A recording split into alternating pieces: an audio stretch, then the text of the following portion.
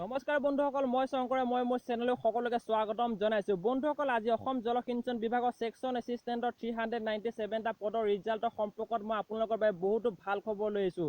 বন্ধুসকল, আপোনালোকৰ বাবে মই বহুতো এটা গুড নিউজ লৈ আহিছোঁ। যদিহে আপোনালোকে অসম জলসিঞ্চন বিভাগ অৰ্থাৎ ছেকশ্যন এছিষ্টেণ্ট 397টা পদৰ পৰীক্ষা দিছিলে, সেই পৰীক্ষাৰ কাৰণে যদি বাট চাই আছে তেনেহ'লে এইটো ভিডিঅ' আপোনালোকৰ বাবে বহুতো ভাল খবৰ হৈ আহিছে। প্লিজ ভিডিঅ' সম্পূৰ্ণকৈ চাব, তেতিয়া আপোনালোকে সকলো কথা বুজিব পাৰিব। বন্ধুসকল, এইটো ভিডিঅ'ত মই শেষত দুটা মষ্ট ইম্পৰ্টেণ্ট অসম পুলিচৰ প্ৰশ্ন লৈ আহিছোঁ, যোনকেইটা প্ৰশ্ন নেকি অসম পুলিচত অনাগত দিনৰ 100% আহিব। বন্ধুসকল, মই কিয় 100% আহিব বুলি কৈছোঁ, বন্ধুসকল সেই প্ৰশ্ন দুটা প্ৰিভিয়াছ ইয়েৰ প্ৰশ্ন হয়, আৰু যেতিয়া প্ৰিভিয়াছ ইয়েৰ প্ৰশ্ন বুলি কওঁ সেই প্ৰশ্ন দুটা অট'মেটিকলি অৰ্থাৎ নিজে নিজে বহুতো ইম্পৰ্টেণ্ট হৈ পৰে। বন্ধুসকল, যিহেতু প্ৰিভিয়াছ ইয়েৰ প্ৰশ্ন যিকোনো পৰীক্ষাত বাৰে বাৰে ৰিপিট হৈ থকা দেখা যায়, আৰু অনাগত দিনত সেইকেইটা প্ৰশ্ন 100% এক্সামত আহিব। আহক আমি ভিডিঅ' আৰম্ভ কৰি দিওঁ। বন্ধুসকল, আপোনালোকে মোক এটা প্ৰশ্নৰ উত্তৰ দিয়কচোন। আপোনালোকে পৰীক্ষা এটা দি অহাৰ পাছত কিমান মাহ আপোনালোকে সেই পৰীক্ষাটোৰ ৰিজাল্টৰ কাৰণে বাট চাব লগা হয়? হয়তো মোক কিছুমানে ক'ব 7 মাহ, 8 মাহ, বা কিছুমানে মোক 5 মাহ বা 4 মাহ এনেকুৱা ধৰণে মোক ক'ব। বন্ধুসকল, মই যদি কওঁ এটা পৰীক্ষা দি অহাৰ পাছত ৰিজাল্টৰ কাৰণে 2 পৰা 3 মাহ বাট চাবলগীয়া হয়, হয়তো কিছুমানে এইটো খবৰ শুনি অৰ্থাৎ মোৰ এইটো কথা শুনি হয়তো মোক কিছুমানে এতিয়া মোক গালি পাৰিব।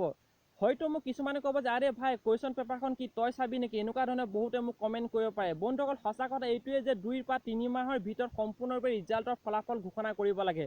বন্ধুসকল, আমি অসমক বাদ দি যদি বেলেগ বাহিৰৰ ৰাজ্যৰ যদি কথা কওঁ, সেই ৰাজ্যকেইখনে 2 পৰা 3 মাহৰ ভিতৰত সম্পূৰ্ণৰূপে তেওঁলোকে যি পৰীক্ষাৰ ফলাফল আছে ঘোষণা কৰি দিয়ে, কিন্তু আমাৰ অসমে কিয় নোৱাৰে? বন্ধুসকল, মই যদি কওঁ আমাৰ অসম চৰকাৰেও দিব পাৰে, অসম চৰকাৰে ঠিক তেনেকেই কৰিব বিচাৰে, কিন্তু আমাৰ অসমৰ কিছুমান এনেকুৱা মহান পণ্ডিত আছে, সেই পণ্ডিতৰ কাৰণে যি 2 পৰা 3 মাহৰ ভিতৰত তেওঁলোকে ফলাফল ঘোষণা কৰিব নোৱাৰে, বৰঞ্চ সেই ফলাফলৰ কাৰণে বছৰ বছৰ ধৰি আমি বাট চাব লগা হয়।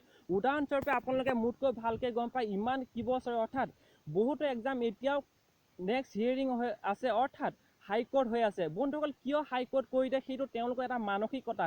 যদিহে তেওঁলোকে সেই বেমেজালি নকৰে, যদিহে কিছুমানে হাইকোৰ্ট নকৰে, তেনেহ'লে 2 পৰা 3 মাহৰ ভিতৰত সম্পূৰ্ণৰূপে ৰিজাল্ট অৰ্থাৎ ফলাফল ঘোষণা কৰিব পাৰে আমাৰ অসম চৰকাৰে বেলেগ ৰাজ্যত লগত, অৰ্থাৎ ছেম টু ছেম বেলেগ ৰাজ্য আৰু আমাৰ অসমেও কিন্তু ঘোষণা কৰিব পাৰে। কিন্তু কিয় ঘোষণা কৰিব নোৱাৰে হয়তো আপোনালোকে এতিয়া গম পালে। বন্ধুসকল, এতিয়া আচল কথালৈ আহোঁ। আপোনালোকে হয়তো দুদিনমানৰ আগত গম পাইছে যে এখন নিউজ পেপাৰত যি জলসিঞ্চন বিভাগৰ অৰ্থাৎ এপটেক কোম্পানীটোৰ বিৰুদ্ধে এটা ভাল প্ৰতিবেদন তেওঁলোকে উল্লেখ কৰিছে। সেই প্ৰতিবেদনত কৈছে যে এপটেক নামৰ কোম্পানীটো অতি সোনকালে ৰিজাল্ট ঘোষণা কৰিব বুলি কৈছে, অৰ্থাৎ লকডাউনৰ ভিতৰতে তেওঁলোকে ফলাফল ঘোষণা কৰিব। বন্ধুসকল, এইটো আমাৰ বহুতো ভাল খবৰ, আৰু ময়ো বন্ধুসকল বিশেষ সূত্ৰৰ মতে গম পাইছোঁ অতি কম সময়ৰ ভিতৰতে অৰ্থাৎ অতি সোনকালে লকডাউনৰ ভিতৰতে তেওঁলোকে ৰিজাল্ট ঘোষণা কৰিব। যোনসকল ব্যক্তিয়ে সেই ফলাফলৰ কাৰণে বাট চাই আছে তেনেহ'লে সেইসকল ব্যক্তিলৈ আপোনালোকে এইটো ভিডিঅ' শ্বেয়াৰ কৰিব নাপাহৰিব, কিয়নো বন্ধুসকল যোনকেইজন মানুহে অৰ্থাৎ হাইকোৰ্ট কৰিছিলে, সেই হাইকোৰ্ট কৰা কেইজনে অৰ্থাৎ হাইকোৰ্ট কৰি একো লাভ নহ'লে, অৰ্থাৎ সেই এপটেক নামৰ কোম্পানীটোৰ বিৰুদ্ধে মই বন্ধুসকল আগৰকেইটা ভিডিঅ'ত উল্লেখ কৰিছিলোঁ যে এই কোম্পানীটো কোনো ধৰণৰ এটা ব্লেক লিষ্টেড কোম্পানী নহয়, অৰ্থাৎ এলাহাবাদ হাইকোৰ্টে তেওঁলোকক ব্লেক লিষ্টেড নহয় বুলি অতি ঘোষণা কৰাৰ পাছতেই এপটেক নামৰ কোম্পানীটো বাকী যিখিনি পৰীক্ষা অনুষ্ঠিত হ'বলগীয়া আছিলে সেই পৰীক্ষাখিনিও তেওঁলোকে অনুষ্ঠিত কৰিব, লগতে বাকী যি ৰিজাল্ট দিব লগা আছে ছেকশ্যন এছিষ্টেণ্টে অলপ দিনৰ ভিতৰতে অৰ্থাৎ লকডাউনৰ ভিতৰতে তেওঁলোকে ফলাফল ঘোষণা কৰিব। বন্ধুসকল, এইটো আমাৰ বাবে বহুত ভাল খবৰ। আহক আমি এতিয়া প্ৰশ্নকেইটা চাই লওঁ।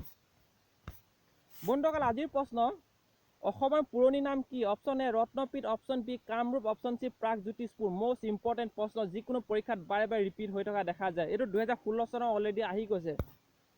নেক্সট প্ৰশ্ন, কামৰূপৰ প্ৰথম ৰজা কোন? Option A Bhaskar Varman, option B Ghatakasur, option C Mahirangi Dan, option D এটাও নহয়। বন্ধুসকল, এইটো 2016 চনৰ হয়।